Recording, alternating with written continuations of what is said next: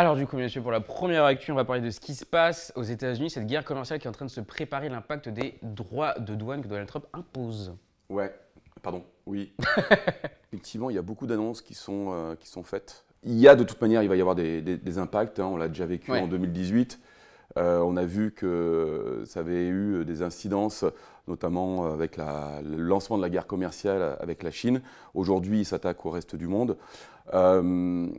Ce qui est paradoxal, c'est que d'un côté, on a un président américain avec ses alliés proches qui communiquent sur ces fameux droits de douane, 25% sur le Mexique et le Canada. C'est ça. En précisant, le 4 mars Ouais, dernier, il a mis sa menace c'est exécution, ça, 25% pour le Mexique et le c'est Canada ça, qui jusque-là n'ont payé quasiment pas. Il a c'est ça. doublé. Je vais revenir sur ce qu'a dit Brice. Les États-Unis ont toujours eu une politique protectionniste en réalité. Sauf que là, Donald Trump est en train d'augmenter et de renforcer cette politique protectionniste. Et je pense surtout qu'elle part sur un malentendu ou une incompréhension. On a vu le président Macron dernièrement expliquer à Donald Trump que les droits de douane français étaient en réalité une TVA. Et que la TVA à 20% sur énormément de produits, sur la majorité des produits en fait importés aux États-Unis, ne sont en réalité pas des droits de douane, mais simplement une TVA. De toute façon, quoi qu'il en soit, les États-Unis vont mettre en place une politique protectionniste qui sera renforcée avec des droits de douane à 25%, mais on voit bien, Justin Trudeau l'a validé hier encore, à partir du 30 mars, il y aura, je crois, des droits de douane à hauteur de 20 C'est ça. ou 25% sur les produits américains. Effectivement, le Canada a annoncé des mesures en contrepartie et la Chine également. La Chine et l'Europe, Bien sûr. qui mine de rien est le premier marché mondial, Ouais. va également imposer des droits de douane. Et je Parce qu'on pense le précise que les États-Unis vont imposer aussi des droits de douane supplémentaires en Europe. Ça devrait arriver d'ici avril, normalement. Oui, oui. Gaëtan, 25% d'un côté, 25% de l'autre, ça va s'annuler et au final, on aura juste une inflation. Mais est-ce que Donald Trump ne va pas revenir en arrière? Parce qu'on le sait très bien, l'inflation, ça n'a rien de bon. On voit également des signaux d'inquiétude qui commencent à monter. Si on prend par exemple la bourse, on a vu les indices boursiers commencer à impacter les marchés qui ont réagi face à cette entrée en vigueur des droits de douane. Comment vous, du coup, en tant que conseiller, vous préparez vos clients à ces changements? Alors, Là, c'est monsieur. Ouais, merci Alain. Alors, c'est un peu particulier. Nous, on avait déjà anticipé que de toute manière, avec une politique protectionniste de la part des US, il y allait avoir de toute manière un ralentissement de la consommation, une augmentation de l'inflation.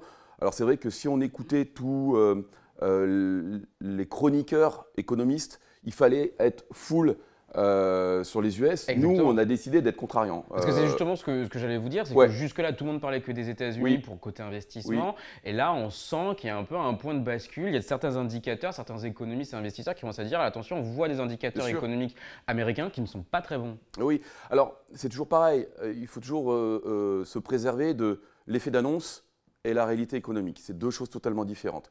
Et il ne faut surtout pas surréagir non plus aux effets d'annonce, parce que pour le coup, les investisseurs seront perdants quoi qu'il arrive. Mais Par il y a des- contre, je termine, par contre, effectivement, l'Europe va être, et nous on le pressent déjà depuis 3-4 mois, le marché européen va de toute manière se renforcer parce que ça fait depuis un moment que les PER sur l'Europe sont très très bas par rapport aux grandes capis américaines qui s'achètent 28 voire 30 fois les bénéfices. J'ai envie de rebondir sur la doctrine américaine qui a changé depuis Obama. Ouais. On l'a vu aussi avec la crise à l'époque des sous-marins français. On s'est rendu compte que déjà, on commençait à perdre un petit peu un allié, même si ce n'était pas Trump, même si ce n'était pas l'administration Trump. Et donc, si on essaie d'emboîter et d'imbriquer toutes ces informations, on a, loin de toute politique parano ou D'idéologie partisane. ouais, Oui. d'idéologie partisane, en fait, les États-Unis, dans le futur, vont plutôt se concentrer vers l'Asie et vers la Chine. On a deux gros blocs aujourd'hui. Il y a les États-Unis et la Chine. Et la politique protectionniste et surtout l'effort économique que devront faire les États-Unis, je pense, est largement supérieur à leur capacité. Ouais. D'accord. On passe à la deuxième actu. On va passer sur un petit point crypto. Vous vouliez revenir, Brice, sur le hack de Bybit. Oui, tout à fait. Alors c'est quelque chose qu'on sentait venir depuis déjà quelques temps. Pas que la crypto est plus dangereuse que n'importe quel type de placement. mais c'est là où les hackers peuvent faire leur marché un peu plus facilement.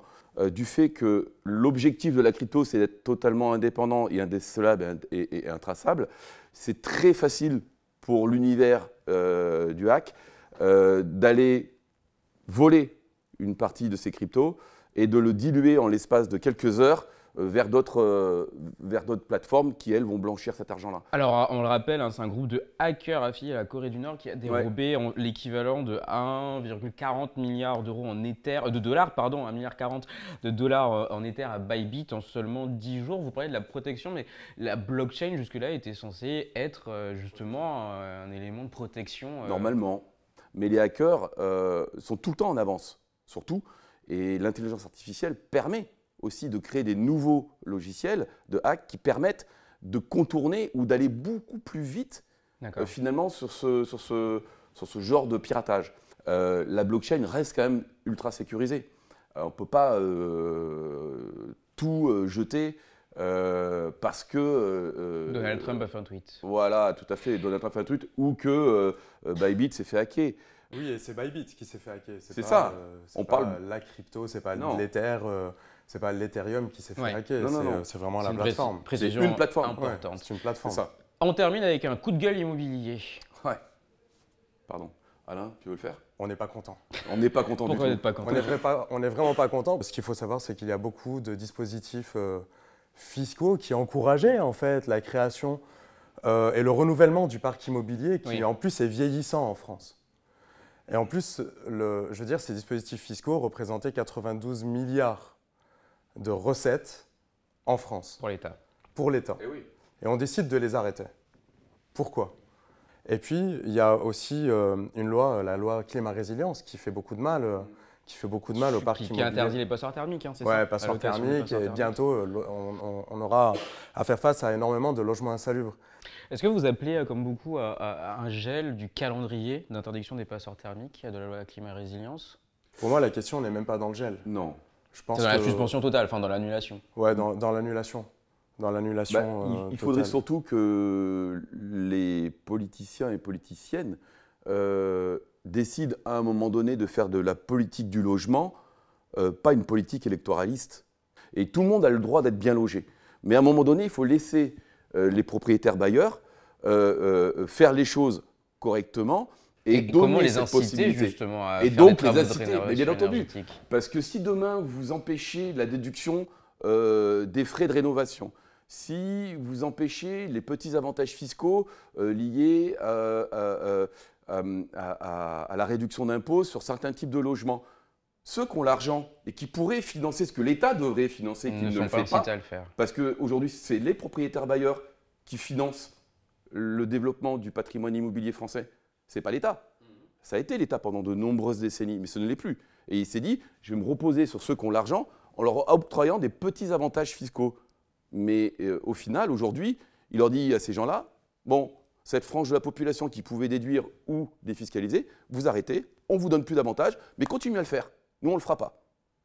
Bah, c'est là où moi, je tire un petit peu la sonnette d'alarme. C'est qu'on voit bien qu'aujourd'hui, il n'y a plus aucun travaux qui est mis en place. Les artisans, nous, on en a dans notre clientèle, nous le disent aujourd'hui, les carnets de commandes commencent vraiment à descendre de plus en plus. Voire inexistantes. Voire inexistant. On voit un corps de métier qui est en train de licencier massivement. On entend des promoteurs immobiliers qui vont mettre certainement la clé sous la porte, etc. etc. Moi, je dis au pouvoir public, révisez votre copie. Tout à l'heure, je parlais de régulation. Il y a la loi zéro artificialisation nette, qui est un bon exemple. Je pense qu'il faut la maintenir, c'est bien. Il faut protéger aussi nos espaces naturels. Mais il faut également encourager la création de nouveaux logements et surtout le renouvellement, encore une fois, du parc immobilier français. Et cela, ça passe par l'encouragement à l'investissement. Et si les particuliers ne peuvent pas investir dans l'immobilier, qui le fera? Merci messieurs pour ce décryptage de l'actualité.